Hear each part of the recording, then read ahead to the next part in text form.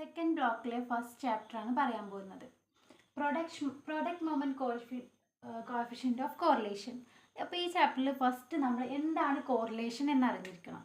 എന്താണ് correlation? What is correlation?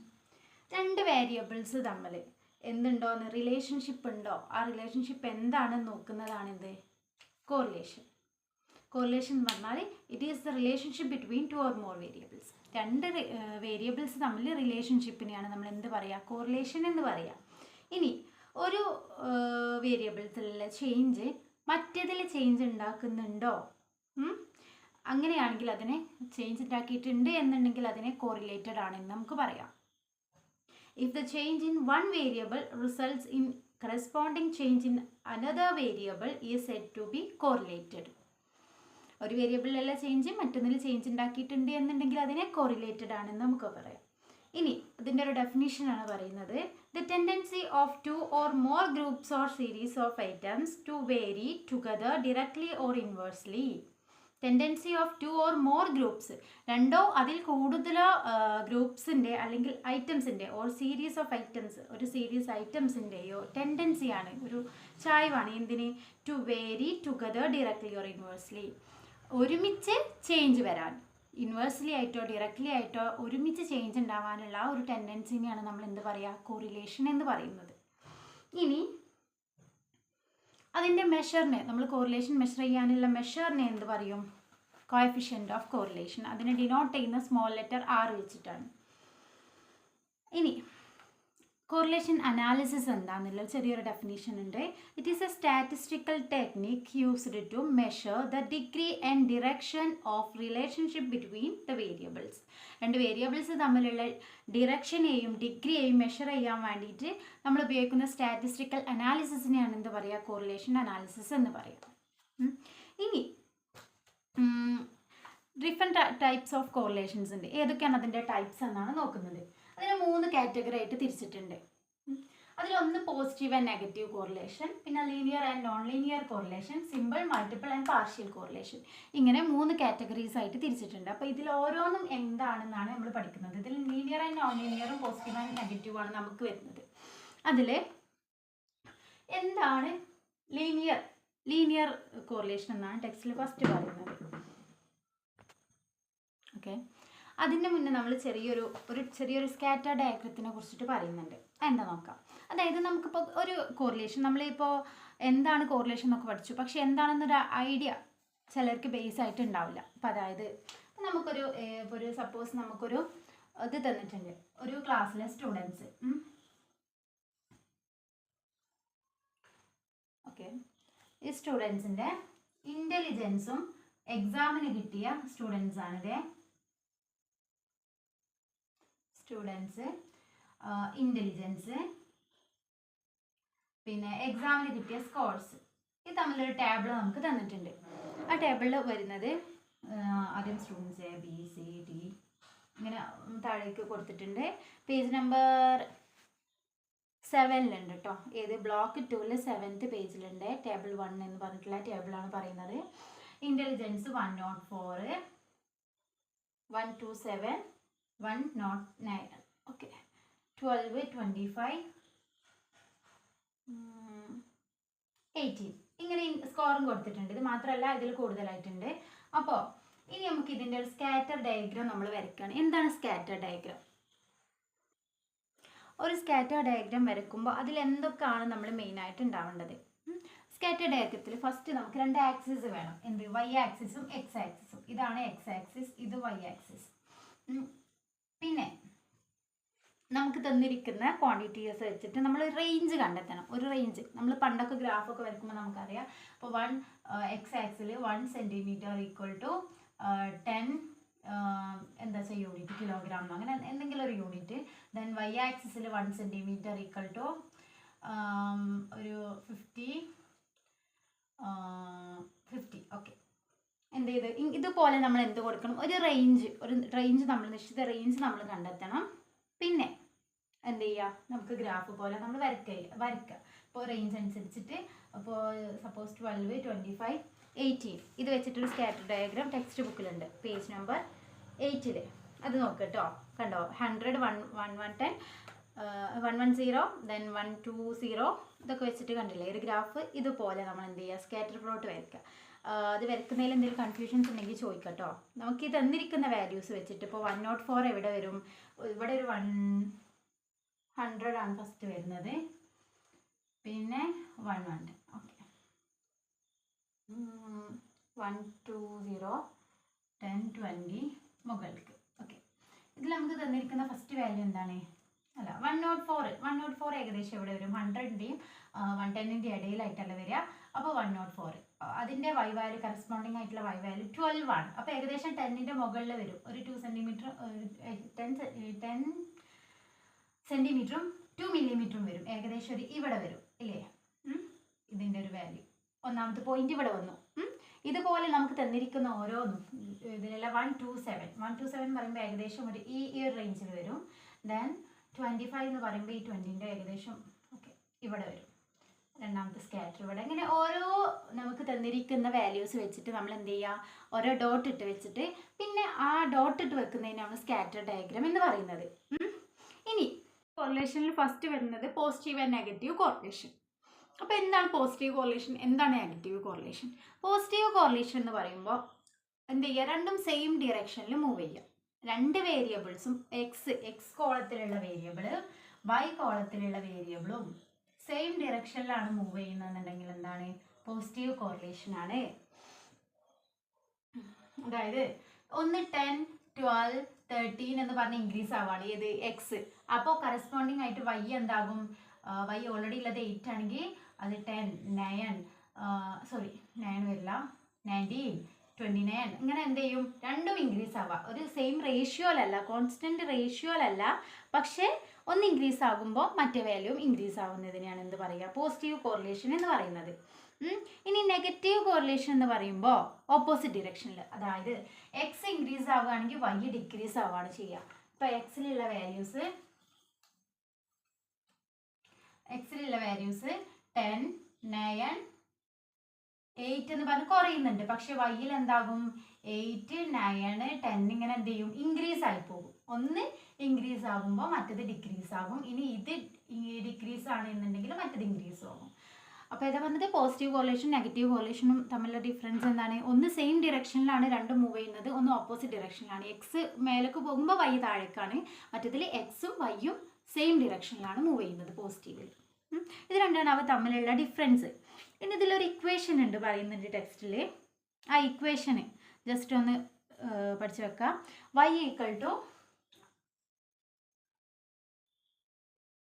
Okay ഒരു minute.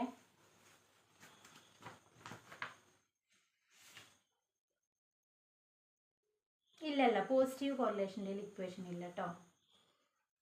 Okay, ഇതിൻ്റെ സ്കാറ്റർ പ്ലോട്ട് കൊടുത്തിട്ടുണ്ട് പേജ് നമ്പർ 11. ജസ്റ്റ് ഒന്ന് നോക്കണം കേട്ടോ. പോസിറ്റീവിൻ്റെയും നെഗറ്റീവിൻ്റെയും. പോസിറ്റീവിൻ്റെത് ഇങ്ങനെ മുകളിലേക്കാണ് പോവുക, മറ്റത് എന്ത് ചെയ്യും?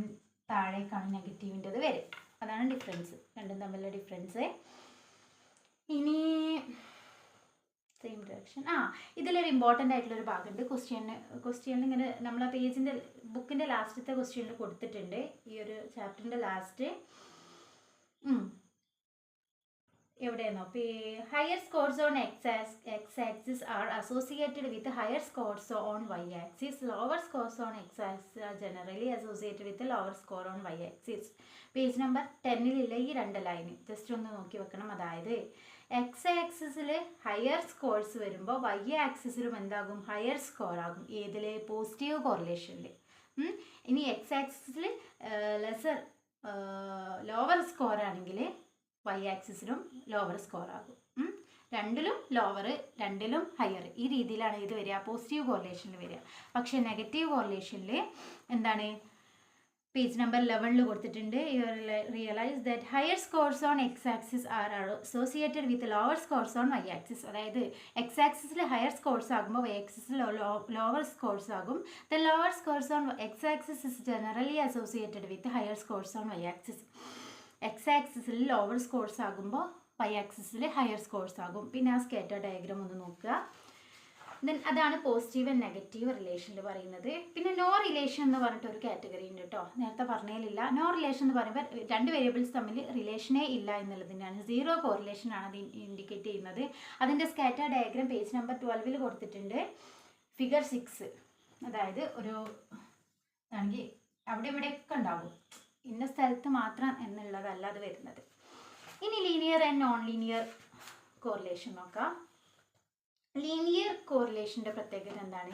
ഒരു വേരിയബിൾ കോൺസ്റ്റന്റ് റേഷ്യോയിലാണ് മൂവ് ചെയ്യുക. നമ്മൾ നേരത്തെ പറഞ്ഞത് കോൺസ്റ്റന്റ് റേഷ്യോയിലല്ല, അതായത് 10:9:8 അല്ലെങ്കിൽ 10:8 7, അടുത്തത് 7 അല്ലെങ്കിൽ അടുത്തത് 4, ഇങ്ങനെ ഒരു ഫിക്സഡ് എമൗണ്ടിൽ ഇതിൽ ഇവിടേക്ക് ഡിഫറൻസ്, ഇതിൽ തമ്മിലുള്ള ഡിഫറൻസ് 1 ആണെങ്കിൽ ഇവിടെ വരുമ്പോൾ അത് എന്ത് ചെയ്യുന്നുണ്ട്? 4 ആണ് ഡിഫറൻസ്. അതായത് കോൺസ്റ്റന്റ് റേഷ്യോയിലല്ല രണ്ട് വേരിയബിളും മൂവ് ചെയ്യുന്നത്. പക്ഷേ ലീനിയറിൽ എങ്ങനെയാണ്? കോൺസ്റ്റന്റ് റേഷ്യോയിലാണ് ഒരു വേരിയബിൾ മൂവ് ചെയ്യുന്നത്. ഒരു വേരിയബിൾ കോൺസ്റ്റന്റ് റേഷ്യോയിൽ മൂവ് ചെയ്യുന്നുണ്ട്, മറ്റേത് ഇൻക്രീസ് ഓർ ഡിക്രീസ് ആവും. അതാണ് എന്ത് പറയുന്നത്? ലീനിയർ കോറിലേഷൻ എന്ന് പറയുന്നത്. ഇതിൻ്റെ ഒരു ഇക്വേഷൻ ഉണ്ട്. ആ equation y = alpha plus beta X. ഇതാണ് അതിൻ്റെ ഇക്വേഷൻ. ഈ ഇക്വേഷൻ ജസ്റ്റ് ഒന്ന് നോക്കി വെക്കുക. ഇനി ലീനിയറിൻ്റെ ഒന്ന് കോൺസ്റ്റന്റ് റേഷ്യോയിൽ മൂവ് ചെയ്യുക, മറ്റേത് ഇൻക്രീസ് ഓർ ഡിക്രീസ് ചെയ്യുക, അത്രയേ ഉള്ളൂ. പിന്നെ നോൺ ലീനിയർ എന്ന് പറഞ്ഞാൽ എന്താണ്?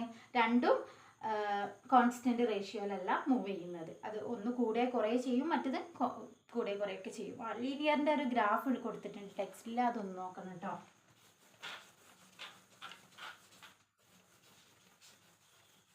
ഓക്കെ, പേജ് നമ്പർ 9 കൊടുത്തിട്ടുള്ളത്. ഇൻ്റലിജൻസും സ്കോർസ് ഓൺ റീസണിങ് ടാസ്കും എന്നുള്ള ഫിഗർ 2 എന്നുള്ള ആ ഒരു ഗ്രാഫ് ഒന്ന് ശ്രദ്ധിക്കുക.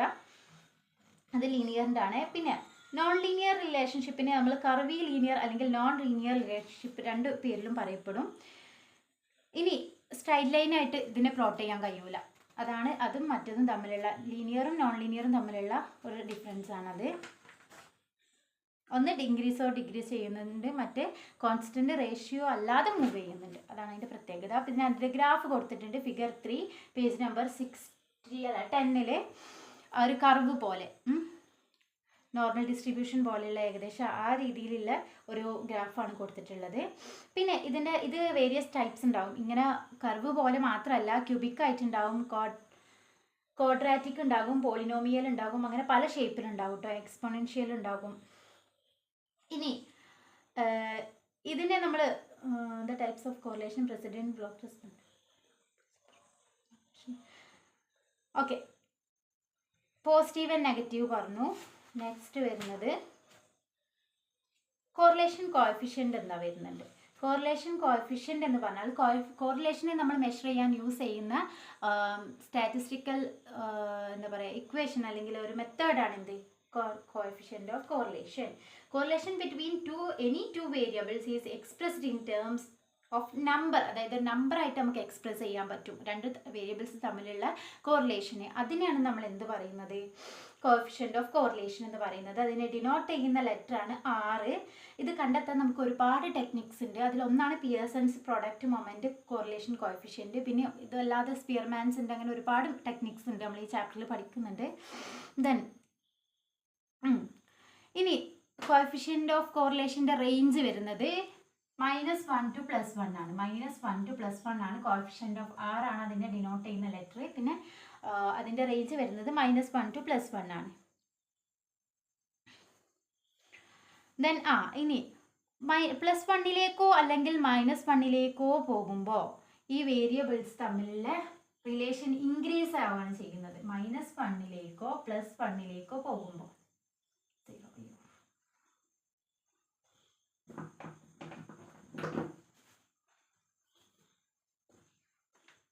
0. ഇത് നമ്മുടെ കോറിലേഷന് +1 ഇങ്ങനെ പോവുകയാണ്. ഒരു 0.8 അല്ലെങ്കിൽ 0.9 അങ്ങനെ അങ്ങോട്ട് പോവുക, അല്ലെങ്കിൽ 0.97 ഈ ഒരു റേഞ്ചിലേക്ക് ഇങ്ങോട്ട് വരുമ്പോഴും എന്താകാണ്? സ്ട്രെങ്തൻ ചെയ്യുകയാണ് ചെയ്യുന്നത്. കോറിലേഷൻ സ്ട്രെങ്ത് കൂടുകയാണ് ചെയ്യുന്നത്. 0 ആകുമ്പോൾ എന്താണ്? നോ കോറിലേഷൻ ആണ് കേട്ടോ. ഓക്കെ, ഇനി വരുന്നത് കോവേരിയൻസ് ആണ്. കോവേരിയൻസ് എന്ന് പറഞ്ഞാൽ നമ്മൾ നേരത്തെ പറഞ്ഞു രണ്ട് തമ്മിലുള്ള കോറിലേഷനെ നമ്മൾ എക്സ് വൈ എന്ന് സൂചിപ്പിച്ചു. ഓക്കെ, എക്സ് വൈ തമ്മിലുള്ള കോറിലേഷനാണ് എക്സും ഇത് Y,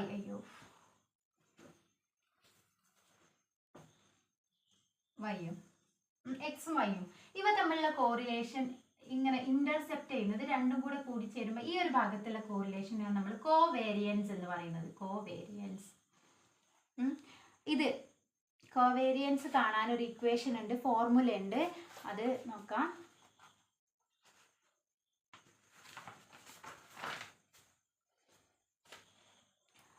covariance between x and y, covariance between x and y equal to